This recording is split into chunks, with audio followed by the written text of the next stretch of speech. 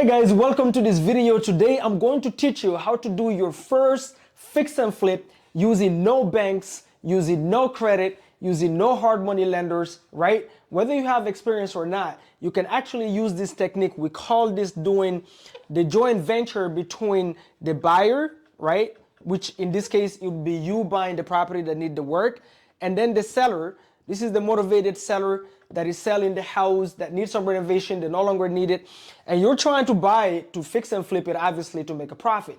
If you're new, if you don't know what a fix and flip is when you buy a property that needs work and then you put renovations into it and then you sell it on the market for a profit, right? So typically, how does a fix and flipper flip a home, right? The way a typical fix and flipper flip a home, guys, they use what we call hard money. This is the traditional way to do it, right? These are what we call private institutional lenders. Is private lenders meaning they lend money, but they're also regulated. They're not lending their own money. So when you go to them, you have to show your credit, obviously, right? You have to show potentially your pay stubs, right? Some of them do lend based on the property alone, but you definitely always need at least credit. And then also another thing is you're gonna have to put a down payment, right? You have to put a down payment, and typically the interest rates are between 12 to 15%, so it's high interest rates if they lend you the money. Some of them, if you're new and you don't have any experience, they may not lend you as easy as you may think. Even the ones that have experience have a hard time getting these kind of loans, but I'm just keeping it simple. So the traditional fix and flipper, that's all they do, and they only do the traditional way, meaning they buy houses cash, then they renovate it, then they sell it on the market for a profit. They typically use hard money, right? But not only everything here, so you got to show your credit, pay stubs, all the headaches. The process takes a long time, right? The interest rate is high, so your monthly payment is high on this kind of loans.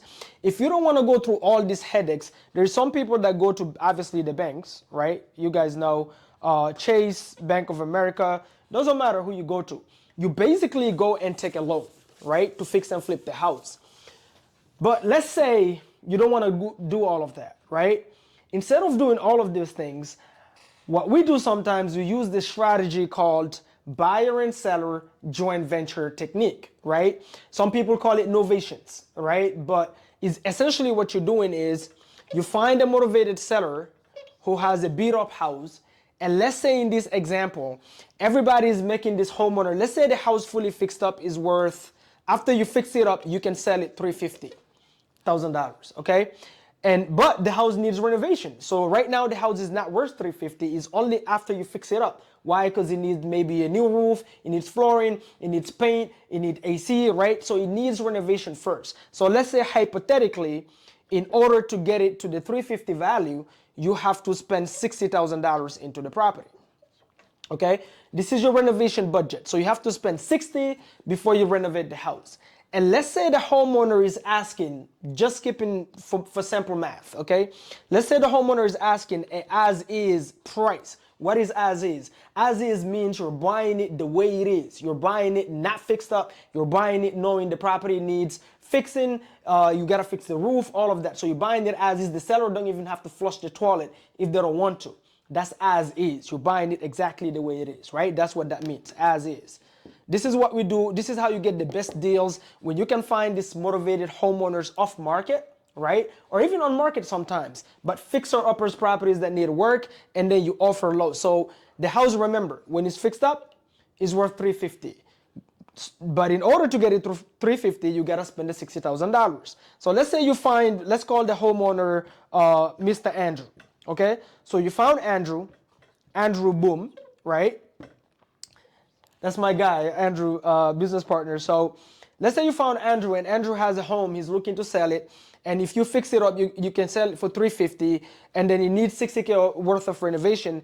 And every single investor that Andrew talked to, so this is the house again, every single investor that Andrew talked to is offering Andrew, let's say Andrew wants $200,000 for his house, okay? Andrew is asking. So Andrew, right here, he's the seller. Okay, so Andrew is asking $200,000 for his beat up house, okay? And every investor is offering him, let's say, between $170,000 to $185,000. This is the max offers he's getting from every other investor that use what we said earlier, hard money. Why? Because getting hard money is expensive. You got to show your credit. You got to put a down payment. The interest rate is high.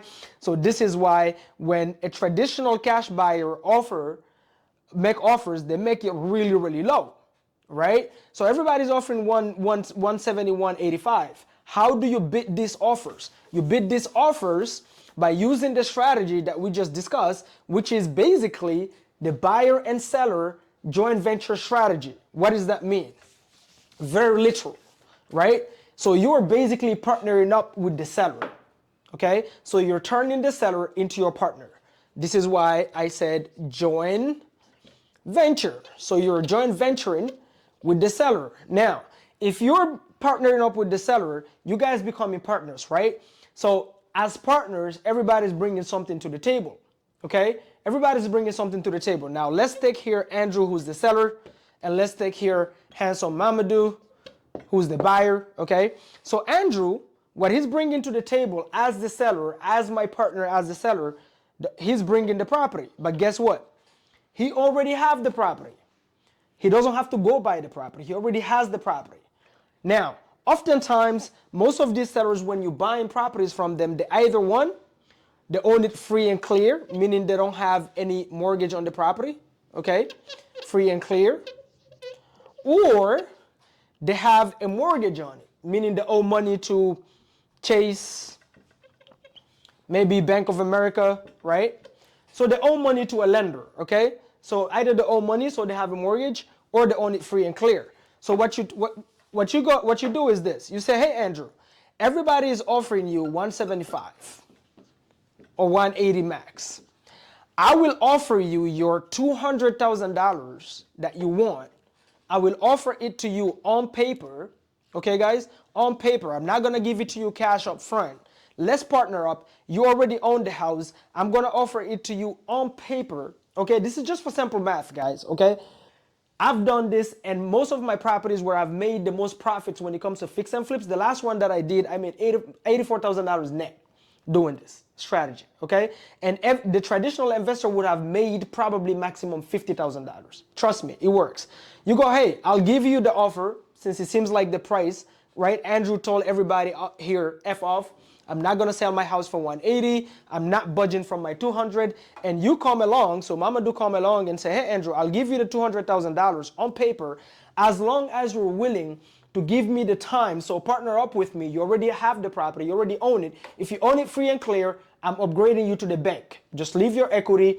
Give me 3 to 4 months to bring the money for the renovation. Once I'm done renovating the house, then I list it. So I'm gonna be responsible for paying for the renovations, managing the renovation crew. I'm going to use an agent to list it. I'm going to deal with all the headaches. I'm going to keep you harmless if anything happens. If anybody hurt themselves while they're renovating the property, I'll keep you harmless, Andrew. You just leave the home there and leave your equity. Let's say that he owns it free and clear.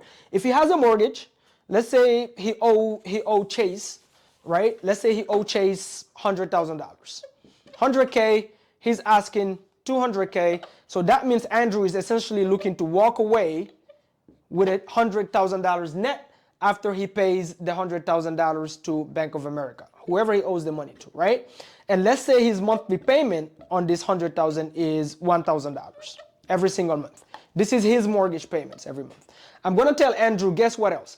As my partner, since you're willing to leave that loan right here, just let me keep making these payments, leave this loan in place on your name, just let me make the payments every single month. Not only I'll be responsible for this, but guess what?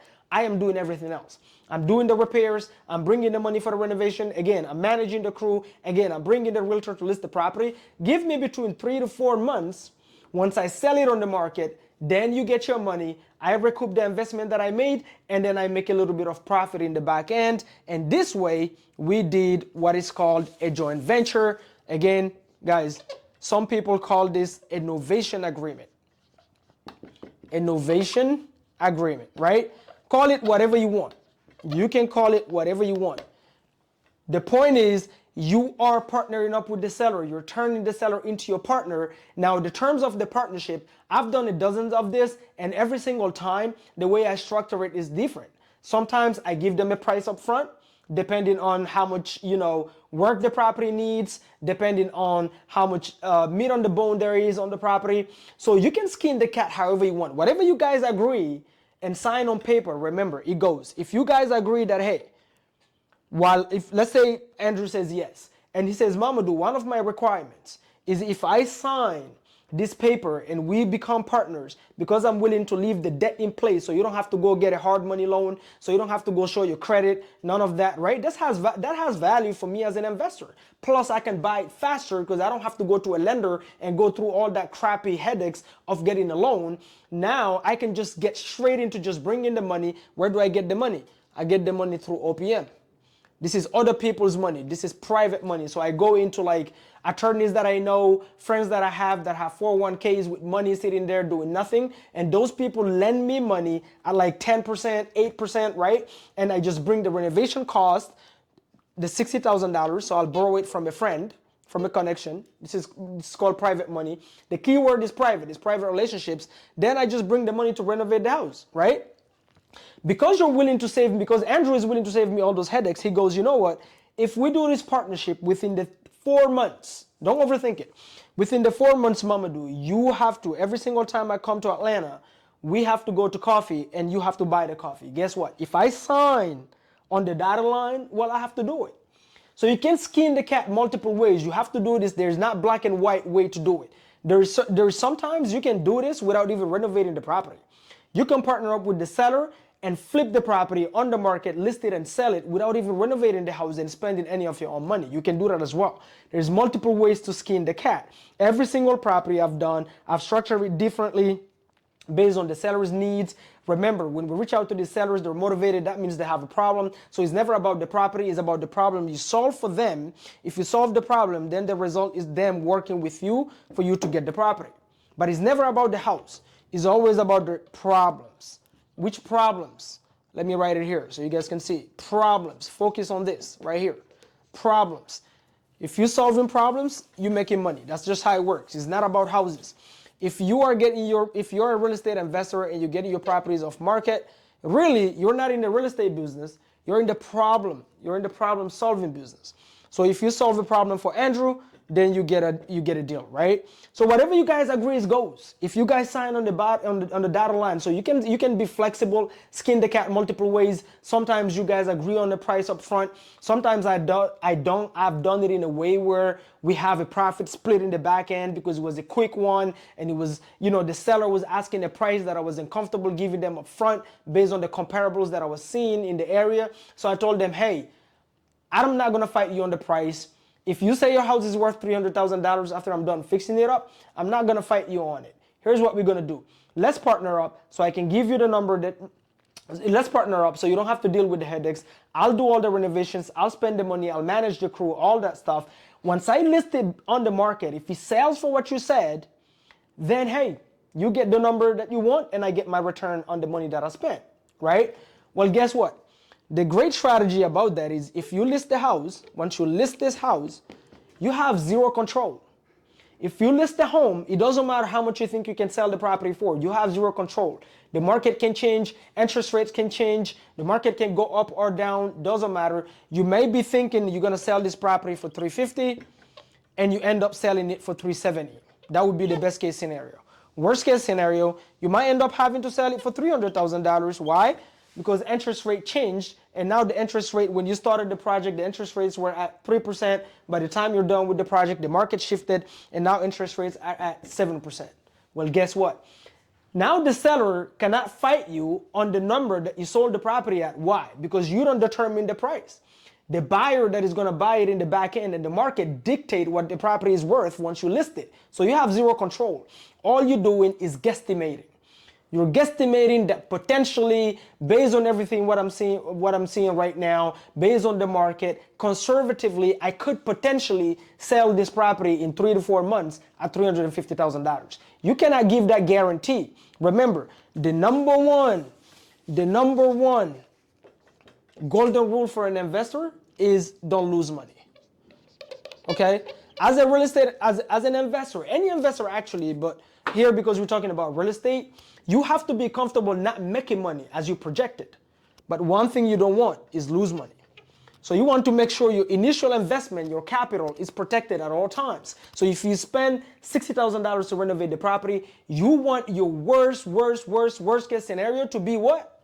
Recoup your $60,000. If you make $10,000 on top of it, if you make 20, if you make 80 on top of it, fantastic. But don't lose the 60. That's the number one rule. This is, by the way, this is taught by Warren Buffett, the best salesman that ever lived and walked planet Earth, okay? So trust me, if you study Warren Buffett, you can apply those same principles in real estate, okay, guys? So this joint venture can help you make so much money. Why? Because while every other traditional investor is making lowball offers, you can come in, give the homeowner what the seller is asking. Obviously, the numbers gotta work. You can give them what they're asking. Now, also, they're saving you all the headaches having to go through the banks, so you don't have to you show your credit. None of that. You can turn the seller into your partner, and they already have the home. They don't have to buy anything. You just spend the money, do the work, sell it in the back end, then they get paid, and everybody walk away with a smile. So this is called the joint venture between buyer and seller strategy. Some people, like I said, again, call it a novation agreement.